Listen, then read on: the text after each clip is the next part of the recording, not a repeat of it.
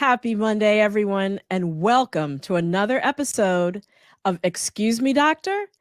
Thank you so much for joining us. Welcome, welcome, welcome to my Be Health Empowered family. My name is Dr. Melissa Clarke. I'm your host, also known as Dr. Mel. Thanks for joining us to kick off another amazing week that we are going to create for ourselves. At Excuse Me, Doctor, we are here to bring you health topics that are based on science, so you can be confident and empowered to make the best health decisions for yourself, your family, and your community.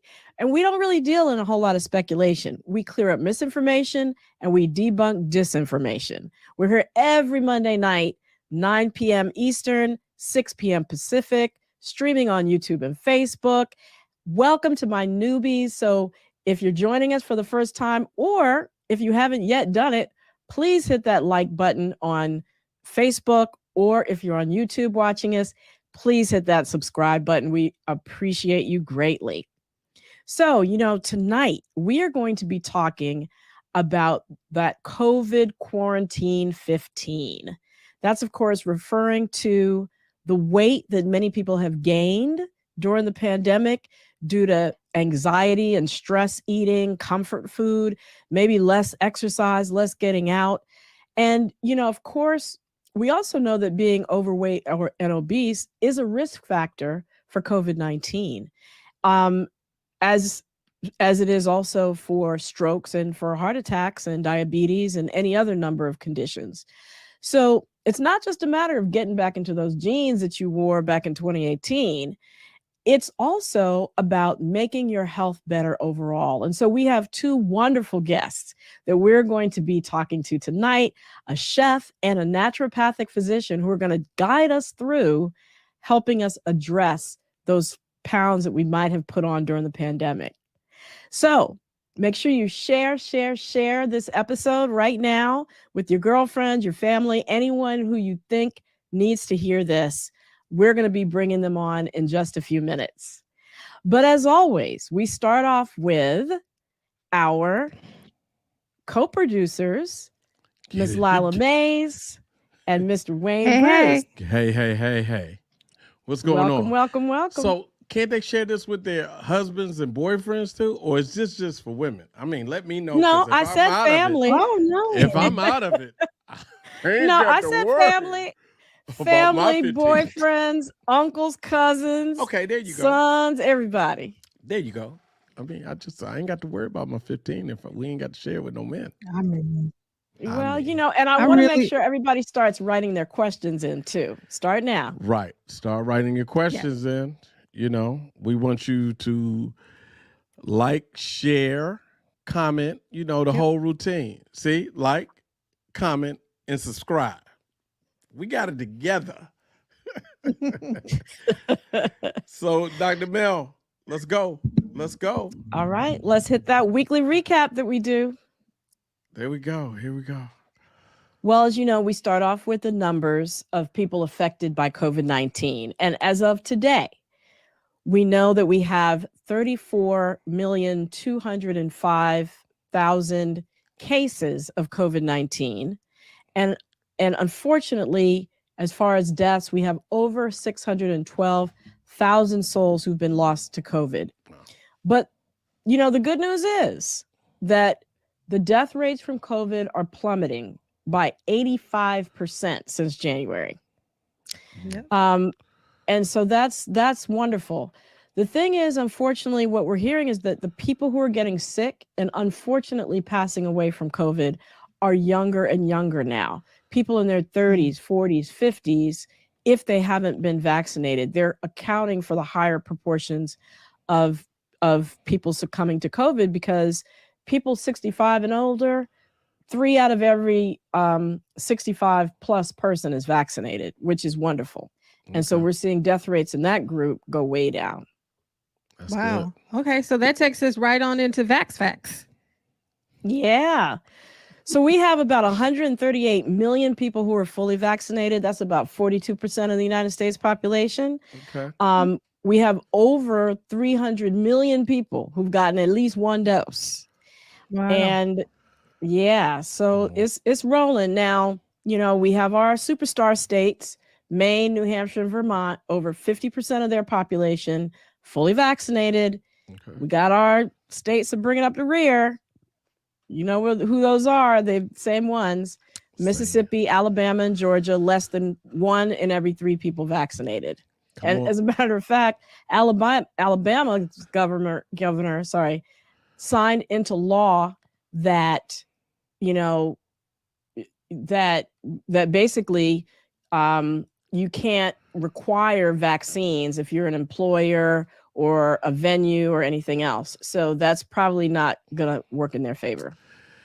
Yeah, they're going to get hit. Yeah.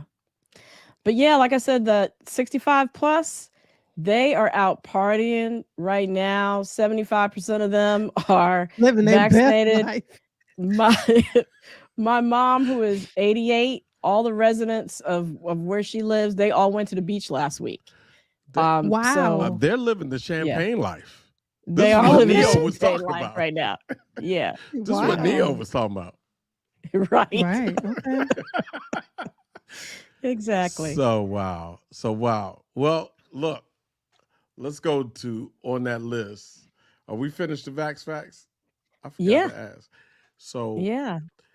I have to bring this up because he was a hero of mine. Clarence Williams III passed this week. And if anybody saw Mod Squad, grew up in the Mod Squad days, and anybody that grew up on Purple Rain. Yeah. He played Prince's father. He was the dad. Yeah. Yeah. Don't I keep the heat on? That was big line from that movie. Movie with Wesley Snipes, Sugar Hill. He died of prostate cancer. But something great happened this week. We had a possible breakthrough with prostate cancer, Dr. Mel. Yeah, well, rest in peace, Mr. Clarence Williams III. And it was just, I think the same day probably that he passed away that this announcement was made about prostate cancer. We know that it's the second leading cause of death for men, right behind lung cancer. And Black men die of prostate cancer at twice the rate that white people do. Wow. And once it spreads, just like any other cancer, it's much harder to treat, which is why this particular medication that just came out, it's a form of IV therapy, liquid radiation therapy. They've had really good results because it travels in the body to wherever the prostate cancer has traveled, targets it, and can eliminate it. And so it's decreasing what they've seen in the trials, the risk of death from prostate cancer by 40%, which is pretty significant for people with advanced prostate cancer. For sure. Wow. All right. So let's get into healthcare being down for minorities. This actually resonates with me because I was not going to the doctor when we first went into shutdown during the pandemic. But it sounds like a lot of Black and brown people sort of had the same mindset as one of your co-producers. Yeah, Dr. Mel? Yeah. No, I mean, it's true. And I mean, Black and brown people knew more people dying from COVID. So it was more real to them in terms of, hey, I think I'm not going to, go get that preventive mammogram, which is basically what this study out of Washington State showed, that mammograms were down by 50%, but most of that decrease was due to Hispanic people, Black people, people on Medicaid, people with no insurance who were electing not to go get screened.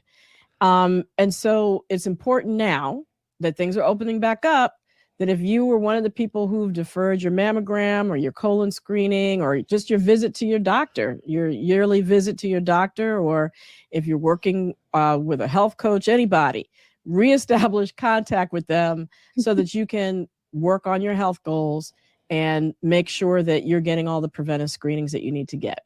Mm-hmm. Definitely. I went and had my mammogram a couple of weeks ago. Okay. All right. Wonderful. Okay. I have a doctor's appointment tomorrow. All right. Come on now. Come on, doctor's appointment. So that brings me to this. That brings me to the wonderful Dr. Kismikia Corbett. And she said, she in an interview on MSNBC. She said they had been waiting with that mRNA, that messenger, with this vaccine platform that uses mRNA. And I read something about them using it for other other diseases. Applications. Yeah. Mm-hmm. Yeah, no, you're absolutely right. So, that technology was at least a decade in the making, and we've seen that it has produced a remarkably safe and effective vaccine that has caused the death rate and infection rate from COVID to go way down. And it's important to keep in mind that messenger RNA is sort of like the copy of a cookbook recipe, and it basically gives instructions. In this case, in case of the COVID vaccine, it's being used to give instructions for how to make a piece of the virus so that our immune systems can recognize it. But it actually now that it's been proven to work, they're saying, hey, we can use this same thing for other things. So vaccines around HIV are being looked at, herpes, a flu vaccine that you wouldn't need to get every year. So that's the viruses, but then they're also looking at it for giving instructions in the case of something like sickle cell disease or multiple sclerosis, where there might be a protein that's missing that needs to be programmed or developed in your body for your body to respond to. And so they're also looking at it for those kinds of treatments too, and even certain cancers like some skin cancers, melanoma, and brain tumors.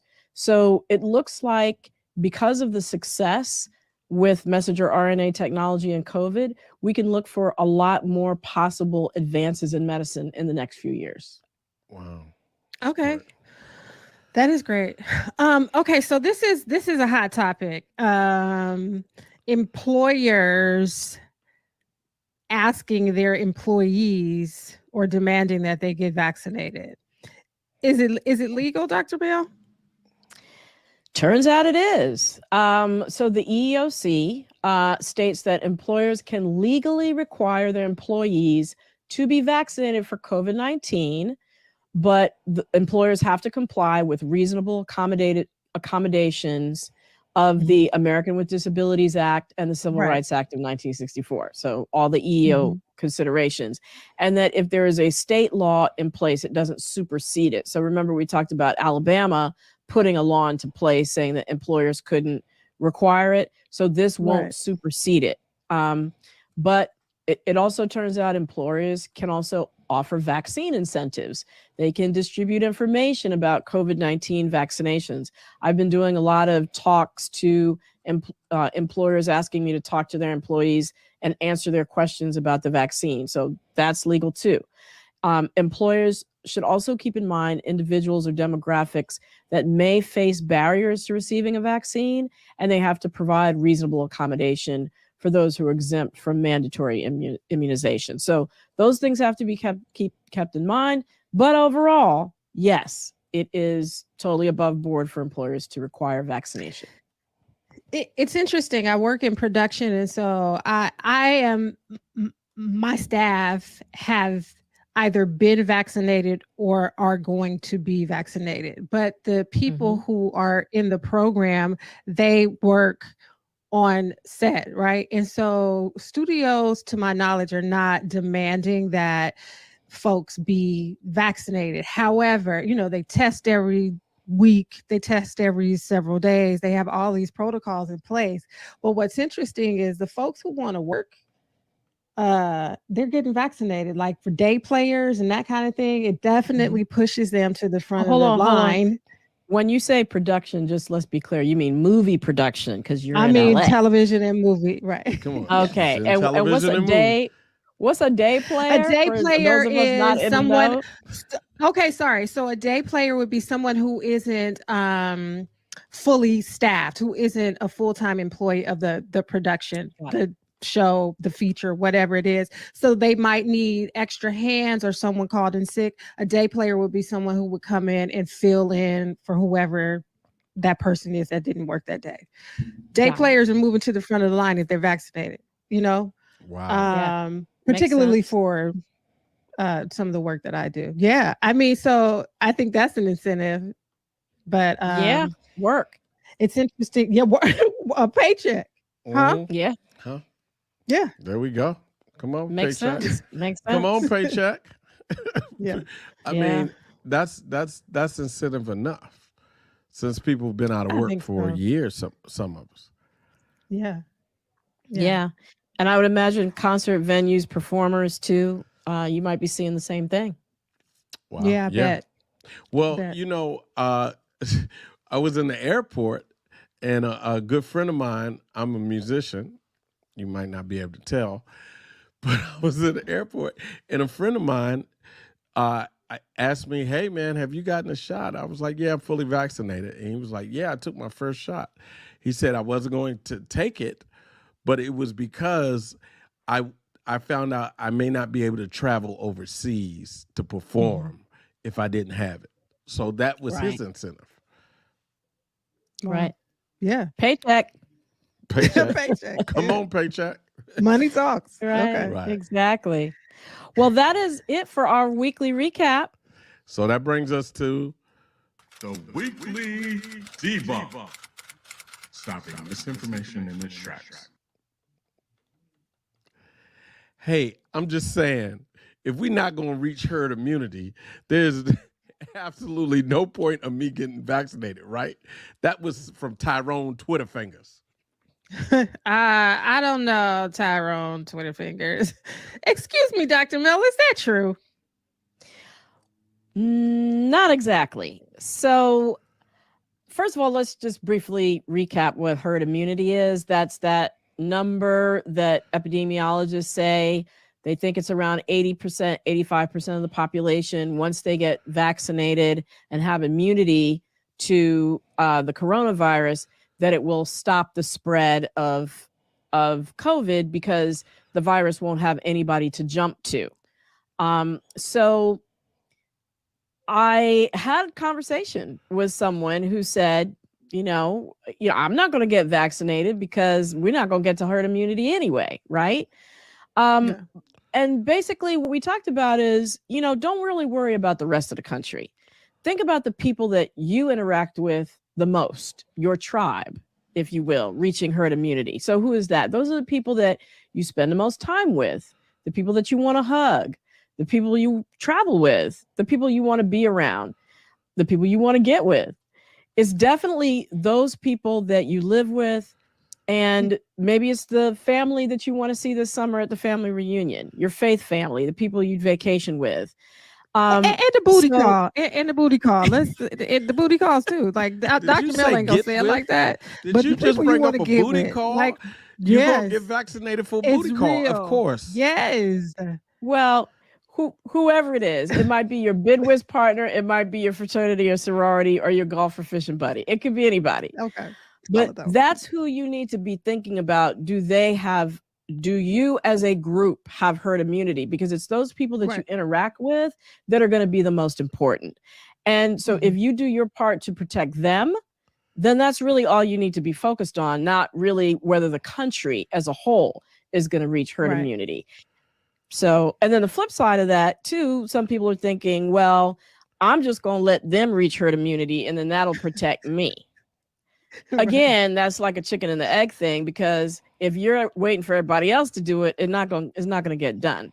So I would also say the flip side, do your part, think about your family, think about your community if you're not concerned about yourself. Mm-hmm. And there you have it, the weekly debunk. All right. Well, thank you all for helping me with the weekly recap and the weekly debunk. You're welcome. I just want to remind everybody, let's keep it grown. and I'm not going to say grown and efficient. And let's put those questions about the COVID-15 in our comment section. All right? Yes. And hit like and hit share. Hit like and hit share. Please hit subscribe. Hit subscribe too. All right. All right. Thank you all. We are going to move on with the show because I know everybody wants to hear my next two guests, because we're going to be talking about the fact that I know I did it. I hit those some ice cream and potato chips and sugary drinks occasionally. Maybe for you, it was the stress, anxiety that resulted in a little carb loading. Maybe it was your lack of leaving the house that disrupted your exercise routine that you had. You'd stop at the gym coming home from work. Did your sweatpants that you wore every day help your denial that you might have been gaining a little bit of weight? Well, if any of those things ring home, you are not alone. A lot of people have been going through it. And so one of the number one requests that I've had is, Dr. Mel, can you do a show about weight gain, the COVID-15? So we're here. We are here for it. That's what we're going to be talking about tonight. We're going to talk about culinary medicine tonight, about food, hormones, weight gains, how to cook nutritious food. And for that, we have two incredible guests who are joining us. First, we have Dr. Lisa Lewis. She's a leading licensed naturopathic doctor and acupuncturist who uses a combination of natural medicine, Chinese medicine, and Western medicine for transformational healing. She's the CEO of Lewis Health Healing Institute, owner of Nature Doctors Nutritionals, author of Stop Stressing Me Out, 7 Solutions to Overcome Overwhelm and Conquer Disease Naturally, and a co-host of the Blend Talk Show. Welcome, Dr. Lisa. Thank you. Thank you for having me. I'm so excited to talk about this topic because this is definitely hot on everybody's list. Absolutely. And our second guest is Chef Riri. She's eclectic, creative. Chef Sherrie Edwards, aka the healthy eating, active living chef. She went from a corporate PR career to being in the kitchen to birth Chef Riri's Kitchen. No E in kitchen, by the way, sharing her award-winning culinary skills and contagious approach to intentional eating. Welcome, Chef Riri. Thank you so much for joining us tonight.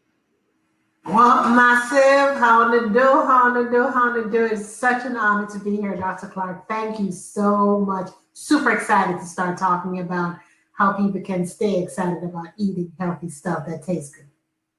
All right. Wonderful. Well, we're going to start off with Dr. Lisa because I want to kind of set the stage for you telling us from the medical perspective, what makes people gain weight? Is it simple as calories in, calories out, or eat less, move more? Can you break that down for us?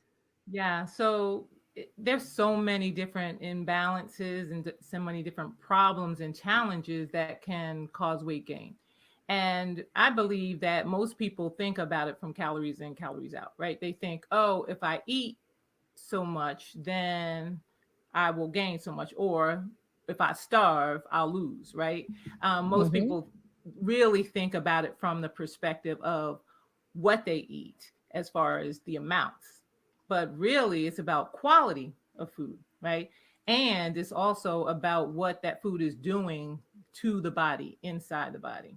And most people don't really think about the fact that the food is medicine, right? And food is one of the most important things, but of course it's movement, it's exercise, and hormones are a huge factor, as well as the digestive system, because it's not like what we eat, it's what we ingest, what we absorb, or what we diet, right? And so there's so many factors. So people are always like running on the treadmill and doing all kinds of crazy things to try and lose weight. And then they plateau or they don't lose weight and they don't understand why, but then they don't take those other factors into consideration. Yeah. Right. Because the other thing is obesity is a disease, right? And you mentioned something about hormones being a part of that. Help us understand, what role do hormones play in that? Yeah. So hormones are these messengers. So they take signals to different parts of the body to help make sure that the body does what we want it to do, right? And so there's hormones that help burn fat, but then there's also hormones that store fat, or what we call fat storing versus fat burning hormones. And so unfortunately, most of the fat storing hormones are in the women category. Right. Because unfortunately. So estrogen, insulin, thyroid, those kinds of things. Of course, testosterone is more of a fat burning hormone. So, and we see that all the time because men just have to say, I'm going to lose weight, and they lose weight, right? Whereas women, it's a lot more challenging. Do not bet. Do not bet a man. Do not say, okay, we're starting today. Whoever loses the most in X period of time wins. Don't do it. Okay. Don't do it. So I really think the focus really for people should be health. So when I think about weight loss, I think about health, because naturally, if we're, our body desires health, it desires to be at a natural weight. And if it's at a weight that's not natural, either too much or too little weight, then we see that there's something out of balance. And the key is doing the due diligence, understanding the cause, and getting to the root of what it is. And most people just think it's food, but it's so much more. Right. No, absolutely. And I mentioned obesity as a disease, and there's a lot of complex things going on. You mentioned being at an ideal weight. A lot of people don't realize that for every pound they're overweight, that's 3 pounds of extra pressure on your knees. So I mentioned heart attacks and strokes and diabetes. Arthritis is also associated with extra weight as well. Yeah. So can you tell us a little bit about some foods that might help to address metabolism, or not even foods, but just things that can address your metabolism? Yeah. I mean, when I think about from the perspective of like, what's a fat burning food? I also think about like vitamins and minerals, because that's when the macros and the micros. So the proteins, the fat, the carb versus the calcium, the minerals, the vitamins, and things of that nature, right? Because that's really why we eat. We eat to get all of those components so that they can make those biochemical reactions happen in the body, so that then we can do what we need to do, right? So I think of calcium. So most people think, oh, milk, it does the body good. No. Okay. Calcium is a fat burning food, or it boosts the metabolism, but we can get so much calcium from broccoli, or from, vegetables, and from, raspberries and different things, like from leafy greens. So there's so many different ways to get vitamins and minerals. So when I say calcium, people, please do not pour down the cow's milk, because we don't like cow's milk. Okay. Because that's an inflammatory agent. So it's going to create a lot of immune imbalances and complexes, and that's one thing. Definitely, when we think about vegetables, we think about it from the fiber perspective. So in even oats, they will increase fiber. The increased fiber will help your body to not just eliminate the food, but it also slow down the process that sugar, that insulin, reduce the insulin in the body and slow down how you process sugar, and support your body in that way. All the peppers, the habaneros, the cayennes, and the chili peppers, they also help boost metabolism.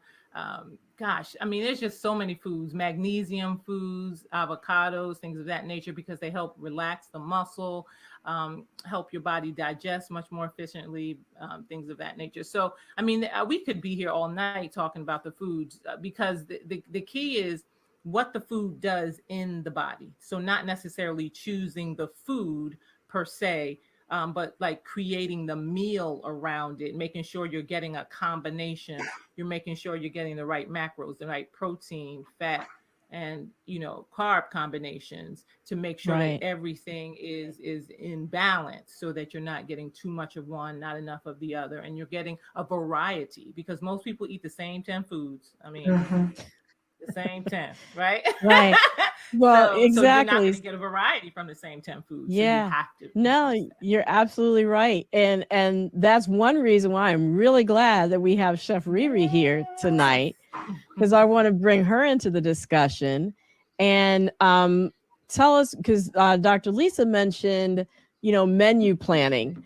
Tell us a little bit about your philosophy around menu planning and some of the exciting things you do in the kitchen. You know, it is so wonderful that Dr. Mel, I love that she has gone ahead of me because she has the DR behind her name and she brings the science. And what she ended with is what I would like to start with. Menu planning for me is the whole philosophy of taking culinary adventures. Dr. Mel just mentioned that people are in this box, if you will, eating the same thing over and over again, shopping at the same grocery store, going down the same aisles. Even if they are trying to do the healthy thing, they're eating the same vegetables over and over again. It is summertime in the DMV. We have a saying in Jamaica, say all fruits ripe. That means that everything is in season, everything is blossoming. I love taking culinary adventures. I advise my clients all the time. Everybody has a smartphone. It's called a smartphone for a reason. If you come across something that you have never seen before in your life, stay in that grocery store, Google it, look it up. There's a plethora of recipes out there. And normally taking a culinary plunge sometimes will cost you less than $10. So culinary adventures, that's my number one key in doing menu planning, if you will, Right. so that you're not stuck in this box. And I tell my clients all the time that, look, your palate could be lying to you. It could be lying to you. You're looking at something you're like, I can't eat that. Or it may have been something that you experienced when you were younger. Beets is number one. If I had a quarter for how many of my clients who were former beet haters, who are beet lovers now, Oh yeah, now, I love I would be exceptional because they have in their minds this concept of the thing in the jar that their grandmothers gave them that tasted horrible. And then you allow yourself to take the culinary adventure, experience it, spiralize with some lemon juice, something as simple as that. Experience it roasted. Now it tastes like potatoes almost, and it's a whole nother experience. So menu planning, number one, get out of the box, take culinary adventures. Go to farmers markets. I love that advice. Go down Yeah. a different aisle. Take that adventure. I love that advice.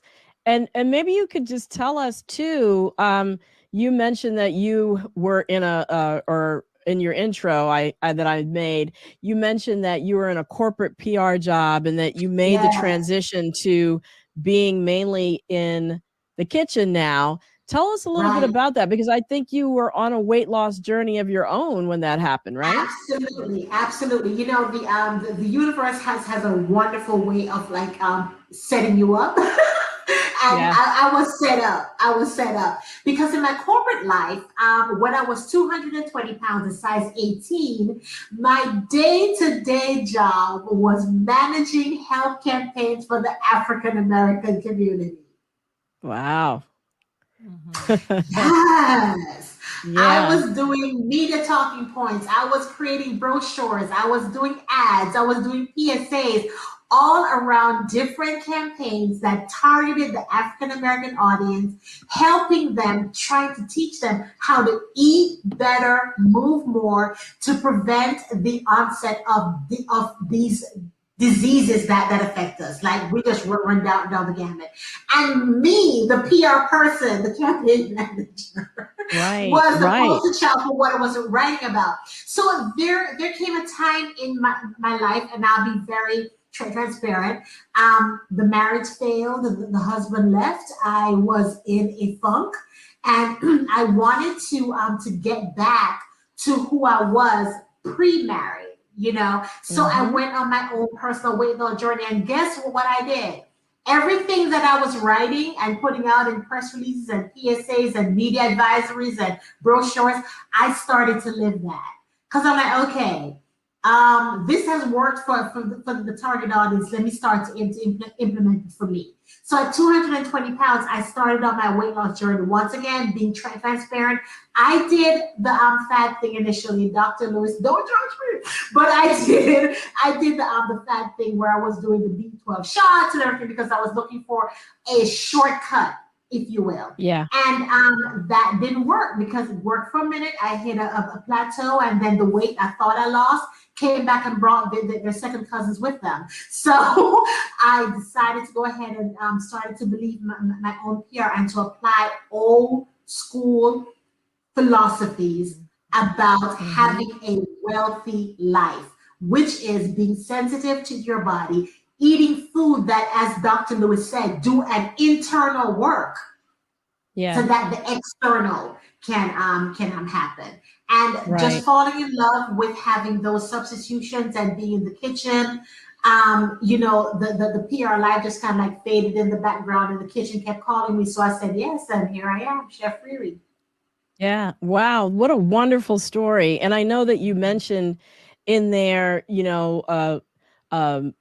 failed marriage, that you wanted to get back to who you were. A lot of times, though, for some people, emotional challenges such as that can actually have the opposite effect. And especially since we've come through this pandemic, there's been a lot of anxiety, a lot of loss, a lot of grieving loved ones.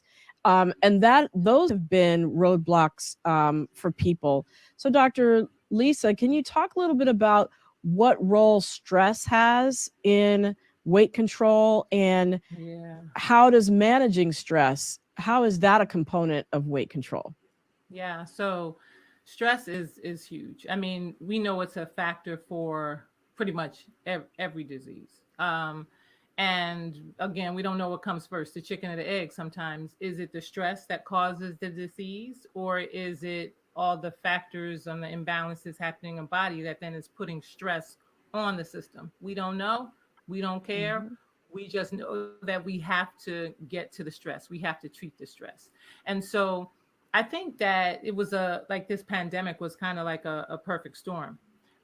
It then created a lot of imbalance in many different organs, the lung, the digestive system, like all of these different organs that require the support to lose weight. So when you talk about stress, you're talking about cortisol, right? You're talking about, in most cases, you're talking about the increase of the I say the hormone that's really there to save our lives, right? Because it is the fight or flight one. That's right. And as you know, it is why we still are on this planet as humans, right? And so when the stress is too high for too long, then the adrenal glands, they start to what I call peter out, right? They don't produce as much, and that's adrenal fatigue. But most people start off in what we call that stage 1, which is where it's excess, where the cortisol is like high.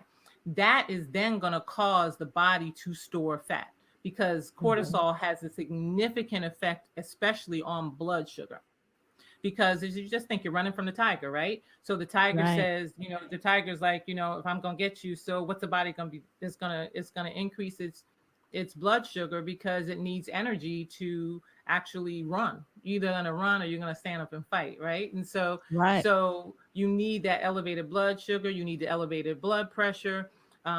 You need to shut the digestive system down, because it doesn't want you stopping looking for food when you're running from the tiger. It shuts the reproductive system down, because it doesn't want you looking for anything else while you're running from the tiger, right? So, right? So all of these systems get shut down, and then the body just can't work effectively. And so one of those major imbalances is the digestive system, the thyroid, because cortisol actually inhibits the thyroid production. Also has a significant effect on leptin, which is another hormone that controls how much we eat, whether we're going to take that fork and so the key is understanding like how the body works, and knowing that cortisol, it does save our life. It's there to support us, but in excess, it can create a lot of damage, a lot of inflammation. It's the strongest anti-inflammatory known to man. So it's there to support us in inflammatory times. But if it's elevated for too long, then it causes inflammation. And inflammation is then going to contribute to diabetes, obesity, like all the chronic diseases. All the chronic diseases we know about. Yeah.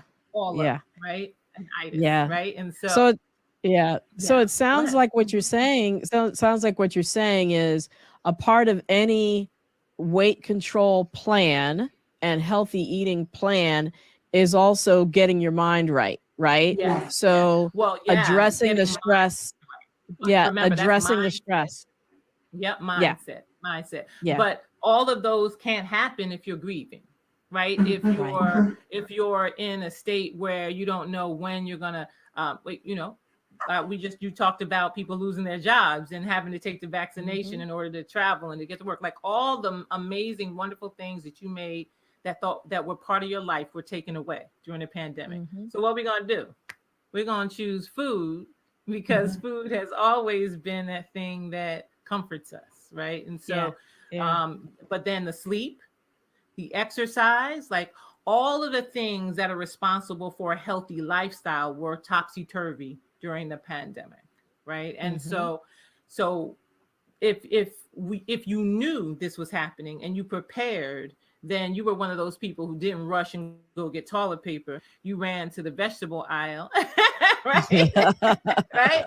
And you stocked up on the vegetables, and you possibly got your Vitamix or kind of blender and blended things up and did what you could do. But the key was lifestyle was shifted and changed. So we had to shift and change our lifestyle. And that's the key. Right. Stress is a lifestyle disease. And that's what we always have to shift our lifestyle in order to balance stress. Yes. And I always say that whatever you're doing to address stress in your life, you have to do it on a daily basis because the stressors are there every day. Yeah. And so there's so much stuff I want to ask you, but I got to bring in the audience because I know that they must have some questions. So Lila and Wayne, can you rejoin us and let us know what's going on in the chat? If anybody wants to ask Dr. Lisa or Chef Riri any questions. Chat is going off. Sure. Chat is going off. So look, we have a few questions and I'll start, and we have a few comments. So let's go to the comments. This is a question coming from Pamela Singleton. It's Dr. Lewis. What is your thought on intermittent fasting?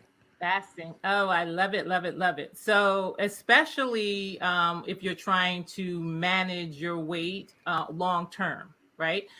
Because you have to trick the body. It's like, like when you're working out, your body requires to do something different in order to take it to the next level. You can't just keep doing the same things over. That's how I look at intermittent fasting, as a way to really shift the body, reduce the number of calories you're taking because you're eating later or eating for a shorter period of the day.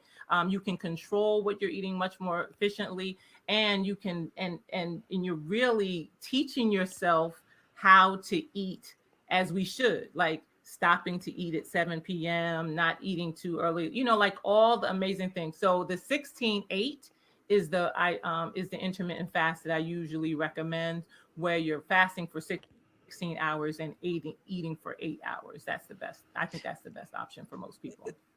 So Dr. Lewis, that's a great question. Can you break that down just even further, just for people who don't really understand what intermittent fasting is? You said 16-8, but can you tell the people exactly what that means? For sure. So intermittent fasting is basically when you're choosing to fast for a certain period of time.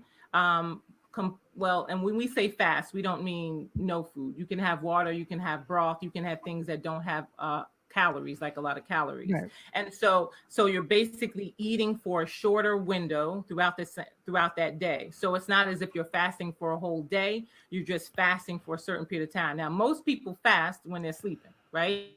Right. So if we're fasting, say for instance, you wake up at 8 a.m., you would then, to do a 16-hour fast, you might not eat until 11. You may eat at 12, and then you might eat from 11 a.m. to 7 p.m. That would be your 8-hour window.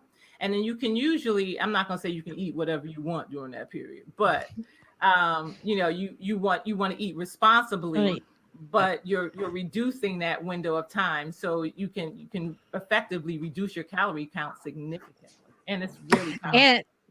And the I think, which is, you said it already, but I think it's really important, because I think some people think, oh, I have 8 hours to eat, I'm gonna eat everything in these 8 hours, but that's not the point, right? Everything in sight, right? The point is to reduce your caloric intake even in those hours Yes. that you've broken the fast, correct? Or not Yeah. necessarily reduce it, but I think, to Chef Riri's point, in terms of choosing healthy foods to Right. eat during Okay. those 8 hours. Right. Okay. Okay. Yeah. I mean, it's usually combined with another eating protocol. Like I remember doing keto, and at the same time as Right. doing ketogenic diet, I was also intermittent fasting. So you can add it to whatever kind of healthy eating protocol you're using, and it just enhance it. Okay. Okay. So also in our comments, people are commenting, and I want to get Chef Riri to comment on this. Someone mentioned your pineapple tea. They said your pineapple tea will heal your Your soul, whole soul. your whole soul. So tell us what Oh. dish the pineapple tea goes with, Chef Riri. Oh my goodness. I love my people. I love them. I love them. So the pineapple tea, it was not invented by me, but it's definitely a Jamaican thing. But the ingredients of it are so beneficial to your body. It is amazing that I'm actually selling medicine to people, because what it actually is, it is comprised of fresh pineapples, ginger roots, cinnamon sticks, that is fermented. We allow it to brew for 3 days. So it's actually a tea. That's why it's called pineapple tea. Then it is sweetened with organic cane sugar and fresh squeezed lemons. So the thing about it is that, and I love having Dr. Lewis here, because if you won't believe the chef, you'll believe the doctor. You just have to stop at ginger root and what ginger root does. And I love what Dr. Lewis said, and I wrote it down, what food does inside the body. I get excited when people ingest that going inside the body, because I know what ginger is going to do inside the body for your digestive tract, for inflammation, for boosting your immune system, all of that thing. And look, if you don't believe it, just check any Jamaican and ask them what they believe ginger can do. Ginger is like a culinary god. There's a whole ginger beer, which is I'm non-alcoholic. trying to tell you. Right. Yeah. So Right. so that pineapple tea is one of the ways that I encourage people to celebrate what healthy can actually do. That when you think of making healthy choices, you're not a rabbit. You know, you're not crunching on celery sticks all the time. There's a whole plethora of things that when you actually combine it, you're actually weaponizing your body with these fresh ingredients. Where can That's- they find the that's- pineapple? Where can they find the pineapple tea recipe, Chef Riri? So the recipe, oh, come on, Dr. Mel. You know I ain't gonna sell that recipe. My grandmama will kill me. Are you kidding me? No. Well, I was actually giving you a chance to say where your website truly, is. Yeah, but truly, what I can actually tell them is that the recipe I already told you. There's some secret ingredients that we actually use, but if anybody can do it. You get fresh pineapple, ginger root, cinnamon sticks. Bring that to a boil. Leave it alone. Don't open the lid. Don't look at the pot. Don't bother the pot. The pot is doing what it needs to do. Leave it for 3 days. Then you sweeten that with cane sugar and fresh squeezed lemon juice. I promise you, hot or cold, Okay. It is amazing. All right. But to get Got our it. version, just hit me up on Instagram or Facebook to order it. So that brings us to a couple points. We want to bring up where they can find both of you. Not yet, because we're Okay. going into a lightning round. And all these questions have to be, we got a lot of questions, so they need to be answered fast. And we're going to get to it right now. So here we go. Now I can't find. When do you ever recommend bariatric surgery? Dr. Lisa? Well, as the naturopathic doctor, as the last resort, as the last resort. So if you've tried everything and you can't work, then it's a last resort for me. But when your health is at significant risk, you have to lose the weight. So that would probably be my answer. After you've tried everything, but your health is still in jeopardy, then yes, then I would recommend it. Yeah. Okay, for both the doctor and the chef, do you have a favorite smoothie recipe, particularly for speeding up the metabolism and anti-inflammatory? Yes. Chef Riri first and Dr. Lisa next. Okay, it's called the green carrot cake smoothie. It's a green carrot cake. So everybody taking notes, you ready? Let's go. Carrots, kale, ginger root, sweet potato, any kind of granola blend that you would like. If you don't have the granola blend, you can use oats and cinnamon, right? What you're gonna put that in the blender. I highly recommend, and Khalifa, if you are listening, give me an endorsement. The Khalifa brand coconut almond milk with a little bit of cayenne pepper and some unsweetened yogurt. Blend that thing up. Tell Chef Riri how much you love her after that. Okay. All right, Dr. Lisa. Now, I hope mine might not taste as good as hers, but it's therapeutic. All right, so using a high-powered mixer like a Vitamix or a Blendtec or something along those lines. Start with a slice of lime or a slice of lemon, 2 handfuls of kale or some kind of green drink, green vegetable. You want to use chia seeds, but you have to about 1.5 tablespoons of chia seeds, but you have to soak them to make it chia gel. And then you can add, I'm a frozen food kind of fruit girl, so I just take a handful of your favorite frozen fruit, Berries or something. a little bit. Yeah, berries usually for low, but a slice of either turmeric or ginger, and then you can, if you're trying to make a meal replacement, you want to have maybe a protein powder or a good source of protein, almond milk, coconut milk, something along those lines, and then a tad bit of monk fruit or stevia. Okay. Great. All right. You heard it here. So we're going to go back and dig in the crates for this one. We have a COVID question. Is pregnancy an underlying condition? A young mother, 6 months pregnant, died from COVID this past week. Yes, unfortunately it is. Women who are pregnant are higher risk when they get COVID of everything from premature labor to hemorrhaging, bleeding, a lot of the complications of pregnancy. They're at higher risk for stroke as well, and blood clots. So for those reasons, a lot of OBGYNs are encouraging their pregnant patients to get vaccinated against COVID because pregnancy is a high risk condition for COVID. Okay. Next question comes from one of our stars, Valerie Spalding Parker. She says, it can be done. I lost 130 pounds over the past 2 years. Come on, Val. Wow. And what you have found is what have you found is the mindset and habits of those who lose weight and keep it off? Excellent question. I'll take that one. Okay. Go ahead. So first of all, you have to know you can do it. You have to believe. If you don't believe, forget it. It's not going to happen. You have to create a regimen. You have to create a lifestyle. That means everything around you has to support that process, right? So your food, your sleep, you have to move. Now, exercise is very different for different people. So you can't just choose an exercise plan. You have to choose it based on your abilities, but you have to exercise effectively.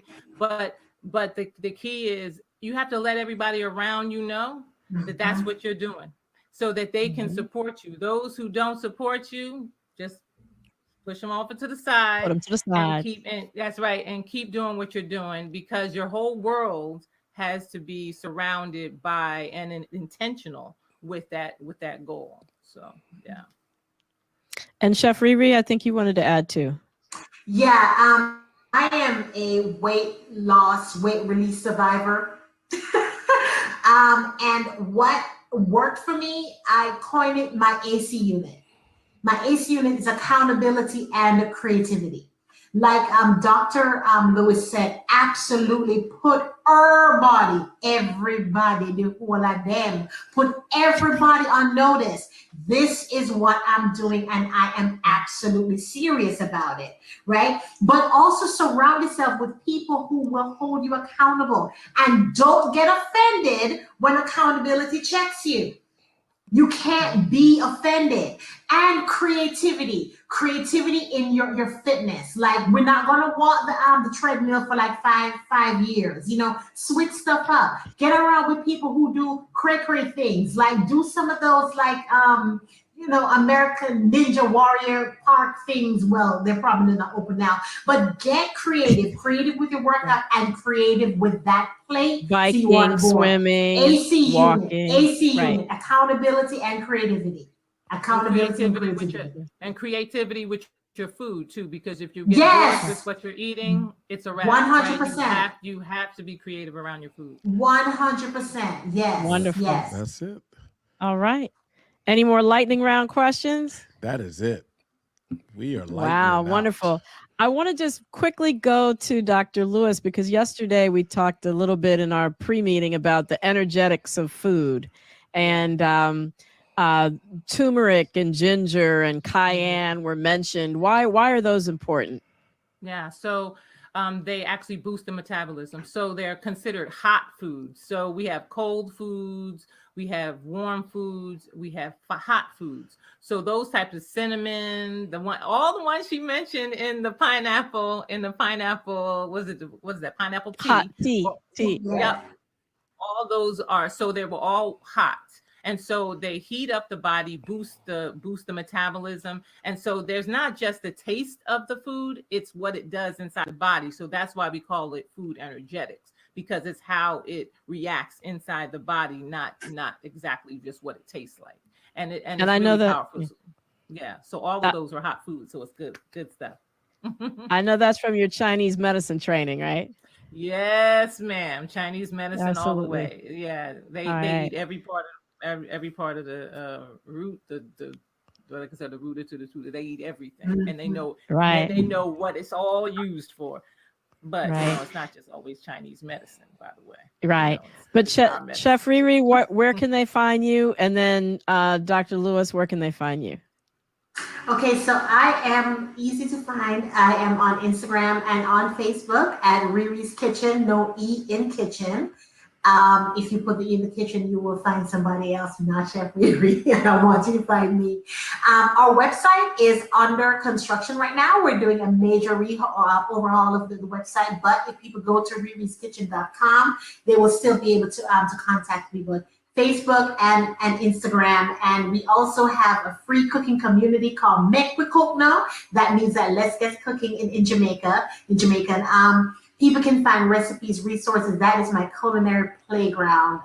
That's my culinary baby, if you will. So hit me up. I am your help. And before we go, I do have one recipe that I want to share. This is called the Hot Shots. And I always try to do something exclusive for any kind of speaking engagement I have. And piggybacking on Dr. Lewis. We might have to ask you to put that in the chat, just so that we can make sure we get to Dr. Lewis's information. Thanks, though. Absolutely. All right, so I'm pretty easy. It's Dr. Lisa Lewis. So Dr. LISALEWIS. .com. So it's drlisalewis.com, Dr. Lisa Lewis on Facebook, Dr. Lisa Lewis on Instagram.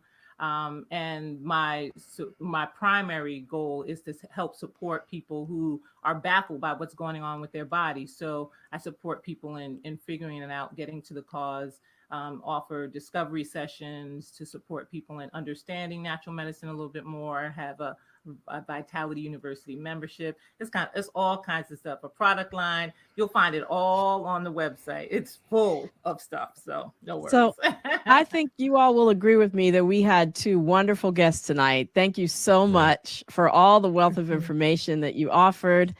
You know, I think we would agree that, you know, it's important when it comes to thinking about managing your weight, accountability, creativity, having the right mindset, focusing on your energy in terms of your mental wellness and your focus, as well as getting enough sleep, getting enough hydration, because those things also too contribute to underlying inflammation in your body, which then can also make it harder for you to lose weight.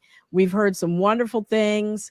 I also, of course, want to thank my wonderful producers, Miss Lila Mays and Mr. Wayne Bruce. You can catch me tomorrow. I will be on the Russ Park Morning Show tomorrow morning at 8:50 a.m. Eastern Time.